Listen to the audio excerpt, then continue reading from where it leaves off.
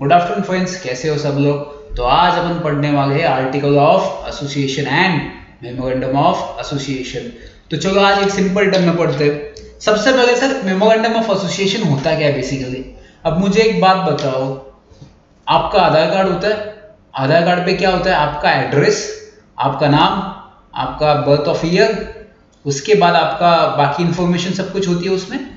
अब मुझे एक बात बताओ, कंपनी का भी एक डॉक्यूमेंट होता है, उसे क्या कहते हैं, मेमोरेंडम ऑफ एसोसिएशन कहते हैं। उसमें कंपनी की डिटेल होती है। फॉर एग्जांपल आपका कैपिटल, आपके कंपनी का कितना कैपिटल ये कहाँ पे मेंशन होता है, एमओए में मेंशन होता है, वो अपन आगे पढ़ेंगे। सबसे पहले उसका बेसिक पढ़ते हैं। तो मेमोरेंडम ऑफ एसोसिएशन क्या है, एक बेसिक डॉक्यूमेंट है।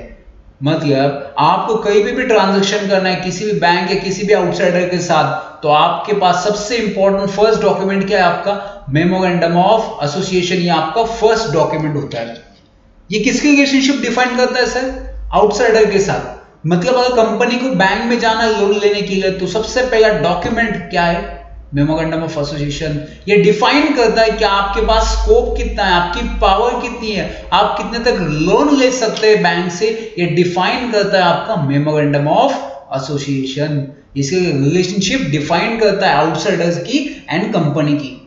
इसका अपोजिट रिलेशनशिप डिफाइन करता है इंटरनली उसके मेंबर्स एंड कंपनी की, उसे आर्टिकल ऑफ एसोसिएशन कहते हैं। तो एमओए किसके लिए, आउटसाइडर के लिए।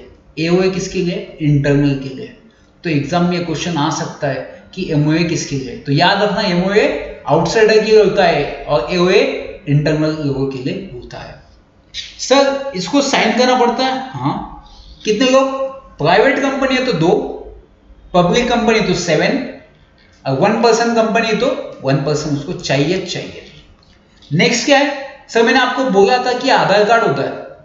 आधार कार्ड में जैसी डिटेल होती है, सेम आपके पास एमओए में डिटेल होती है। आपका कैपिटल क्लॉज, आपका रजिस्टर ऑफिस कहाँ पे, आपका एड्रेस, आपका कैपिटल कितना है, आपकी लायबिलिटी कितनी है, और कितने लोगों ने उसको सब्सक्राइब किया है, ये सब इंफॉर्मेशन किस में होती है, मेमोरेंडम ऑफ एसोसिएशन में मेंशन होती है। नेक्स्ट क्या है सर, डॉक्ट्रिन ऑफ अल्ट्रावायलेंस। सर इसका मीनिंग क्या है। अब इसका सिंपल मीनिंग मैं आपको बताऊं कि जैसे लक्ष्मण ने एक लक्ष्मण रेखा खींची थी कि सीता को बोला था तो इसके बाहर मत जाना, अगर बाहर गई तो पर्सनली रिस्पॉन्सिबल होगी। तो अंत में क्या हो गया, रावण उसको उठा के ले गया। सेम इसी केस में अगर कंपनी के एमओए में लिखा है कि कंपनी को कितना चाहिए लोन, सिर्फ 20 लाख रुपीज अगर लोन ले सकती है कंपनी बैंक से, अगर कंपनी कितना ले सकती है, 20 लाख लोन अगर कंपनी ले सकती है। अगर कंपनी ने लिया 15 लाख, तो अभी तक उसके पास पावर कितनी है, 5 लाख की है। कंपनी ने और एक लोन लिया, तो कंपनी ने लोन लिया 10 लाख का। अब मुझे एक बात बताओ, एक्स्ट्रा कितना लिया कंपनी ने, 5 लाख।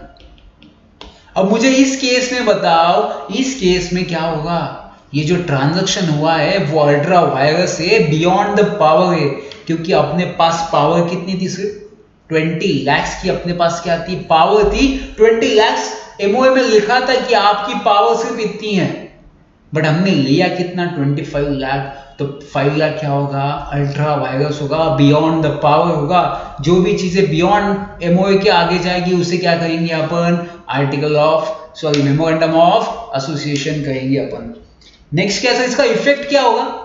मुझे एक बात बताओ, जो भी बंदा डायरेक्टर्स पर्सनली इसके लिए रिस्पॉन्सिबल होगा, क्योंकि उनको बोला था कि आपकी जो पावर है वो सिर्फ 20 लाख तक है, उसके आगे आप जा नहीं सकते। ऊपर का 5 लाख किसको देना पड़ेगा, डायरेक्टर्स को देना पड़ेगा, क्योंकि director is the personally responsible for the act which is beyond the memorandum of association.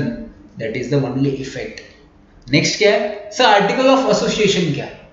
अब देखो, एमओए जैसे मैनेजमेंट कंपनी एंड आउटसाइडर की रिलेशनशिप डिफाइन करता है, वैसी एओए क्या है, कंपनी एंड उसका इंटरनली डिफाइन करता है रिलेशनशिप, उनके internal rule and regulations define करता है। फॉर एग्जांपल अगर मुझे शेयर सर्टिफिकेट इश्यू करना है तो वो कैसा इश्यू किया जा सकता है, ये किस में लिखा है, आर्टिकल ऑफ एसोसिएशन में मेरा कैपिटल 1 लाख रुपए, मुझे उसको 2 लाख रुपए करना है, तो वो किस में लिखा है? आर्टिकल ऑफ एसोसिएशन में लिखा है। जहां पर रूल्स एंड रेगुलेशंस लिखे होते हैं वो आर्टिकल ऑफ एसोसिएशन होता है। ये सबऑर्डिनेट होता है किसका? एमओए का। एमओए एक बड़ा भाई है, एमओए एक छोटा भाई है, ये चीज याद रखना, ठीक है। नेक्स्ट क्या है? Doctrine of indoor management. सही, ये क्या है? अब डॉक्ट्रिन ऑफ अल्ट्रा वायरस किसके लिए? एमओए के लिए क्या है? डॉक्ट्रिन ऑफ अल्ट्रा वायरस है। इंडोर मैनेजमेंट क्या है? अब आर्टिकल में लिखा होगा कि फॉर एग्जांपल, जैसे मैं आपको एग्जांपल देता हूं कि यहाँ पे मेरे घर में लिखा था पुश, मैंने गलती से वो अपोजिट साइड पे लिख दिया। अगर वहां पे कोई बाहर का पर्सन अगर टकरा जाता है उस चीज पे, तो कौन रिस्पॉन्सिबल है? मैं रिस्पॉन्सिबल उस चीज के लिए, क्योंकि मैंने इन्फॉर्म नहीं किया उसको क्या पता वो मेरे घर पे आके थोड़ी बोलेगा कि सर आपने तो ये चेंज किया था, पुश वाला आपने अपोजिट साइड पर लिख दिया तो मुझे लग गया सर। इस केस में कौन रिस्पॉन्सिबल है? इस केस में मैं रिस्पॉन्सिबल है, क्योंकि उसको क्या पता इंटरनल क्या चल रहा है। सेम अगर कंपनी में इंटरनली कुछ चेंज कर जाते हैं, अगर उसका कुछ इफेक्ट आउटसाइडर को हो जाता है, तो उसके लिए आउटसाइडर रिस्पॉन्सिबल नहीं होता, कंपनी रिस्पॉन्सिबल होती है। मुझे एक बात बताओ, कंपनी के एमओए में लिखा था कि ये डायरेक्टर ऐसा से इसको ऑथोराइज किया काम करने के लिए। अगर कोई बाहर का बंदा आता है, और रूल्स रेगुलेशन में भी लिखा है, कोई बाहर का बंदा आता है और लोन लेता है उस बंदे से, बट उसकी अथॉरिटी सिर्फ 20 लाख थी, बाहर से बंदा आता है 5 लाख तक ले जाता है, ये तो क्या हो गया? Doctrine of ultra vires.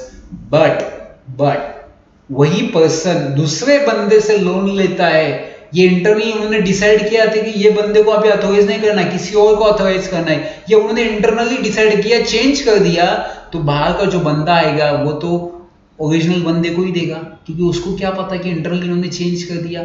अगर इस केस में कुछ हो जाता है तो वो पर्सन बाहर का रिस्पॉन्सिबल नहीं होगा, कंपनी रिस्पॉन्सिबल होगी, क्योंकि कंपनी में इंटरनली क्या चलता है ये लोगों को क्या लेना देना। तो उनको इन्फॉर्म करना किसका काम है? वो कंपनी का काम है। तो इस केस में रिस्पॉन्सिबल कौन होगा? इस केस में कंपनी रिस्पॉन्सिबल होगी। तो डॉक्ट्रिन ऑफ इंडोर मैनेजमेंट किसको प्रोटेक्ट करता है? आउटसाइडर को प्रोटेक्ट करता है, ध्यान रखना। और मेमोरेंडम ऑफ एसोसिएशन किसको प्रोटेक्ट करता है? वो इनसाइडर को क्या करता है? प्रोटेक्ट करता है। ये आपका बेसिक डिफरेंस था article of association and memorandum of association. So thank you so much.